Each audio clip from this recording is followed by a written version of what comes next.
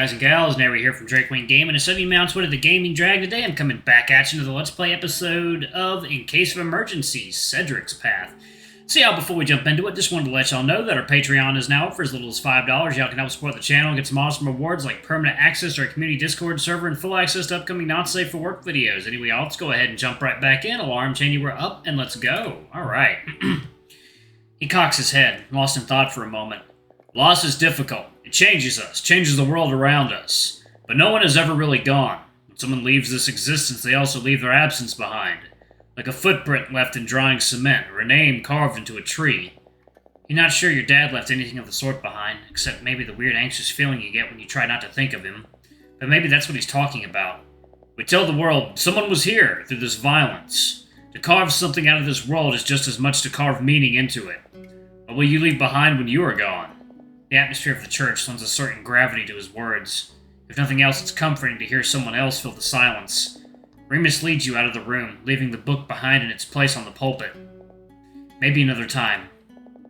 He has other duties to attend to that day, but on others you spot the king in the garden, enjoying a pot of tea under the gazebo. When he sees you, he waves you over with a pleasant smile. It becomes a part of your routine. Your homework and other responsibilities long forgotten amongst the sweet smell of roses. A new path becomes added to your day. The walk through the stone inlaid in the garden dirt, winding through the fragrant thickets of roses, dahlias, and lavender, past the vine-covered trellis and into the cool stone halls of the castle. Then it's dinner, more talk about plans, and then the climb back home. No nighttime return is as eventful as your first. Being thrown back into your body becomes less shocking and more depressing. You can't help but feel sorry for the person you're leaving behind. He has no idea how great his life actually is, locked out of real happiness.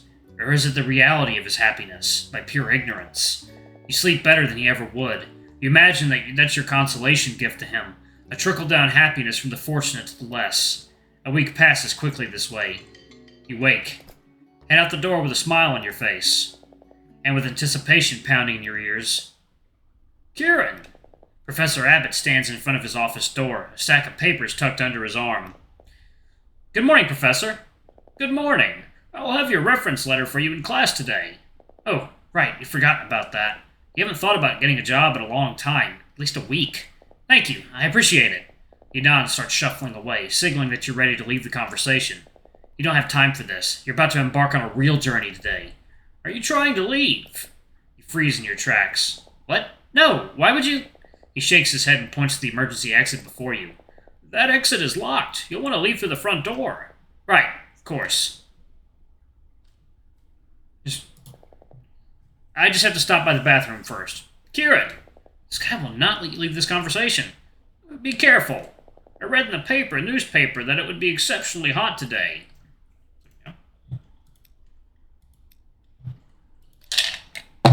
Stay indoors.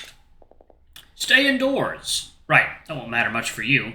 I will, Professor. Thanks. Your legs are itching to race down the staircase, but you force yourself to wait until you hear the sound of Professor Abbott's door clicking shut. Downstairs, the castle is bustling with activity, staff moving to and fro across the waxed floors, balancing various provisions in their arms. You make your way to the dining room, following the smell of freshly baked brioche, when someone pulls you aside and ushers you to one of the castle's many side doors. A troop of servants are waiting for you, each holding a particular garment that you've been fitted for over the course of the week. They make stilted bows towards you before asking permission to dress you. A week of dealing with straps and buckles has taught you to put aside your pride. Sure, thanks. With your permission, you're descended upon like a swarm upon a carcass, limbs lifted and stuffed into your leather raiment, straps tightened and belts cinched. It reminds you of being dressed for kindergarten by your mother. Whatever happened to that sailor outfit? The boots are slid snugly around onto your feet, the hardened material soft and supple against your toes. A branded belt is pulled taut around your waist, over layers of linen and toughened hide. There's a leather loop tied to it that you assume your sword, the sword, fits into. You barely recognize your reflection in the humble mirror leaning against the stone wall. It's both what you expected and nothing at all like it. For one, you don't look like a corny kid in bedsheets with a foam sword, but you also don't look like the grizzled, handsome men on TV.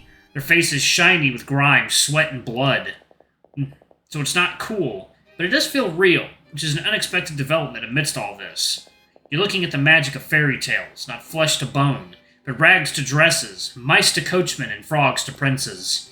You can't help but check yourself out a little. You finish getting dressed, collect your bag, and head out the door. You make your way out to the castle grounds, where a humble carriage awaits you. It's a smart, trim buggy that looks like it could barely fit a few people. Magically powered, no steeds, no fuel, no motors, very eco-friendly. That sounds great, but you're still not sure how any group other than an alley of clowns could fit in here. Remus waves you over from over by the carriage's door, one foot resting on the steps. Interesting choice of armor, Luke. If anyone else has anything to say about it, they don't speak up. Cedric has a pained expression on his face, while West looks nonplussed. After you. Remus clambers in first and extends a hand to you, pulling you into the carriage. Whoa! The vehicle is bigger on the inside, its conservatively sized door giving way to a lavish train car. The soft carpet flooring depresses under your weight. The others climb in quickly after you. There you go. Water time.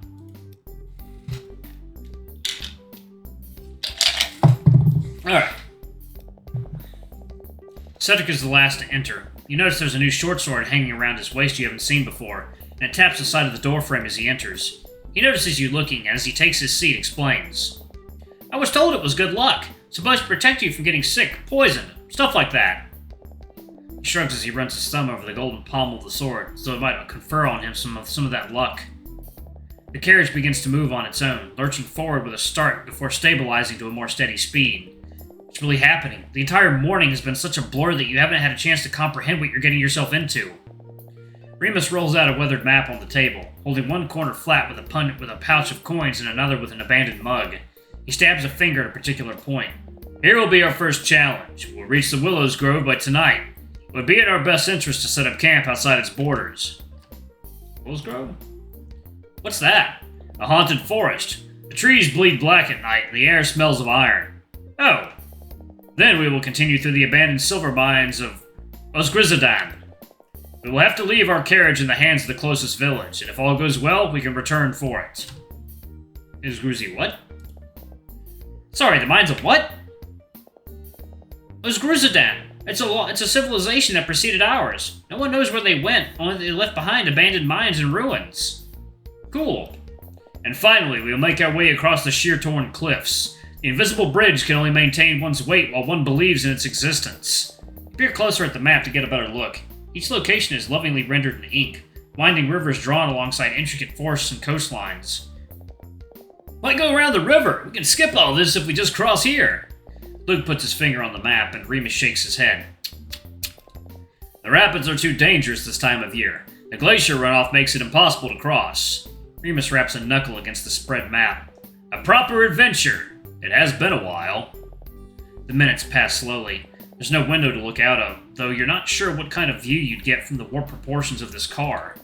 Luke pulls out a deck of cards and wraps Wes up in a card game, while Cedric and Remus pore over the map and discuss cities and rivers that you've never heard of. The map. You join Cedric and Remus as they hover over the map.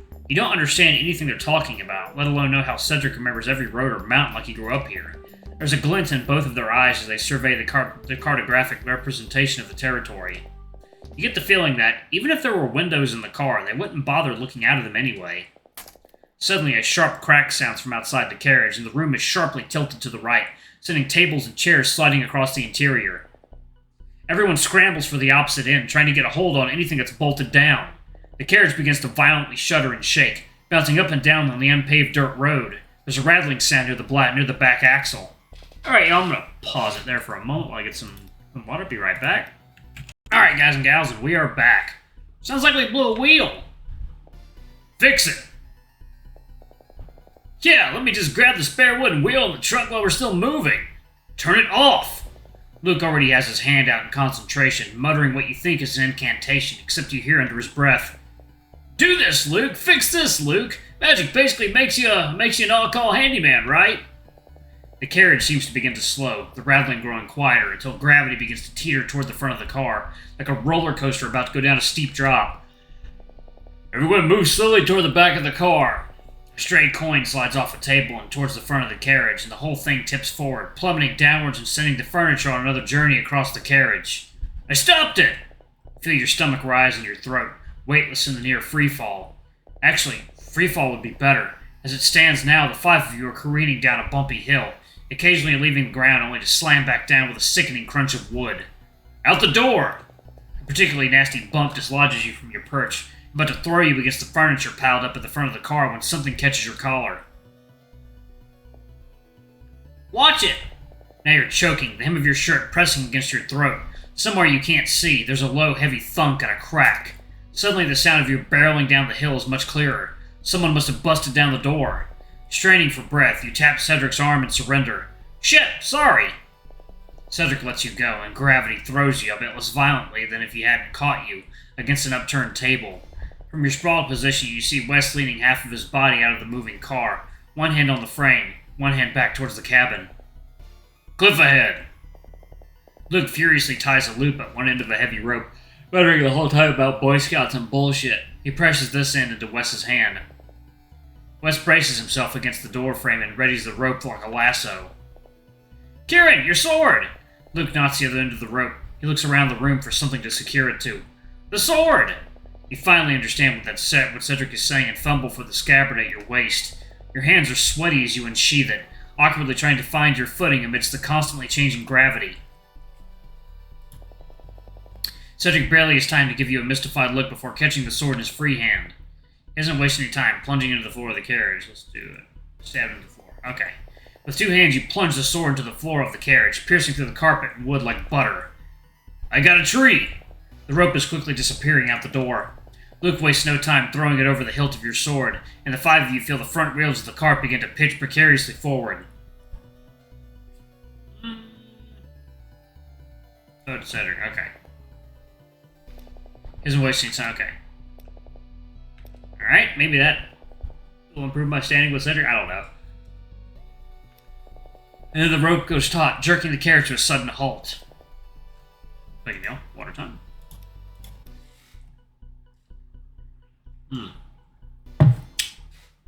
Oh, delicious water. Your body is tossed forward and back by the whiplash. That's gonna hurt in the morning. Out! Get out right now! He ushers the rest of the group out. Remus extends a hand to help you to your feet, which you gratefully accept. The sword! It'll be fine. We need to get the carriage away from the cliff face first. Battered, bruised, and exhausted, the party pulls back the carriage from the edge of the cliff. The basin at the bottom looks like it was once carved out by a roaring river, but at the present there's a more modest stream of water flowing through. Once the cart is stabilized, you retrieve your sword, unbent and unscratched, and resheath it at your hip. The sword can't be pulled out by anyone other than you, and by the force of a carriage careening down the hill. The physics of that are a little bit troubling, but not as much as the fact that anyone could stab with your sword, but you're the only one that can pull it out. You're good at wedging a sword into places where it can't be taken out. Great. You're hoping for something a little cooler, but it feels inappropriate to complain right at this moment. You join the rest of the group as they sit around the grass. It appears as though our journey will require a detour. Remus retrieves the map from his side and spreads it at the bottom of this grassy knoll, looking a little disappointed. We can follow the river. There's a town. Convivience, not far from here. At the same time, Wes frowns and Luke lights up. Are you sure that's the closest? Convivience? There's supposed to be a book there I'm looking for. Alright, y'all, I'm going to go ahead and pause it right there. Thank y'all so much for watching. Don't forget to like, comment, subscribe, ring that notification bell, and check out our Patreon if you can. It always helps. It's tired, y'all. I'm going to go to bed. Good night, y'all. I love you all, and I'll see you on the next video. Bye-bye.